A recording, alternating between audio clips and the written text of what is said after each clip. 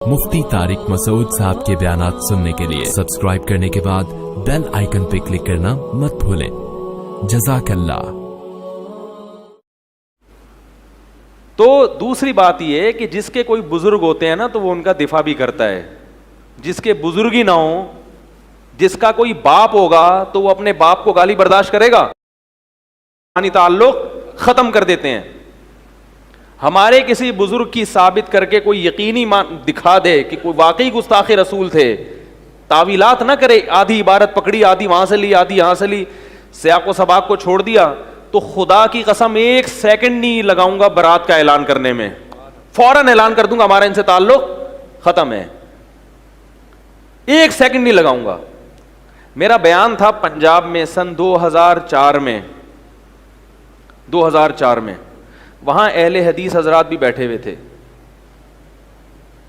ज्यादा मजमा तो दूसरे लोगों का ही था, मगर चंद वो हजरात भी बैठे थे। तो मुझे किसी ने कहा कि इन हजरात को भी कुछ इश्कालात हैं। मैंने कहा वो मैं जानता हूं क्या इश्कालात होंगे, मैं बगैर इस सवाल के ही उनका जवाब दे देता हूं।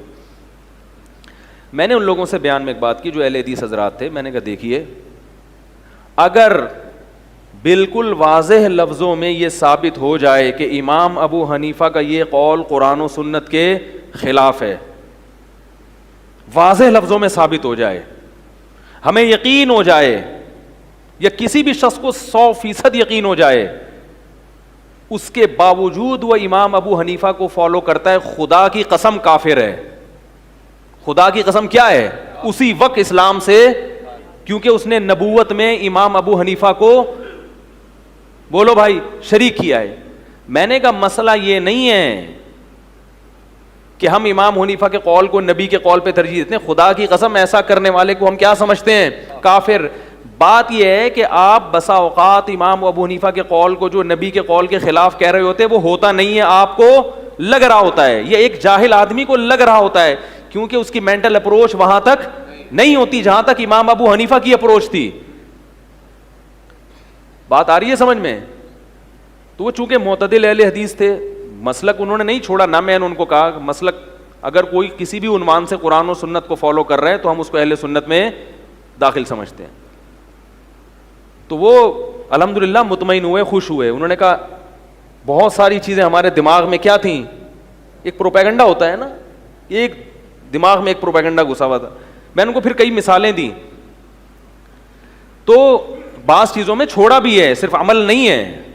बास चीजों में इमाम अबू हनीफा के कौल को हनफियों ने छोड़ा भी है। तो वो मैं उस टॉपिक की तरफ नहीं जाना चाहता, सूरह मुल्क रह जाएगी जो असल मेरा मौजू है। तो मैं ये अर्ज कर रहा, हाँ, अवाम जो फैसला करती है ये कौल उसके खिलाफ, ये कौल, ये नहीं होता। आप फंटर बनने की कोशिश, ये उलमा का काम है, मुहक्किकीन का काम है। लिकुल्लि फन्निर रिजाल, हर फन के लिए लोग हुआ करते हैं। ज़माना ढल रहा है मग़रिबी तहज़ीब में, लेकिन मेरा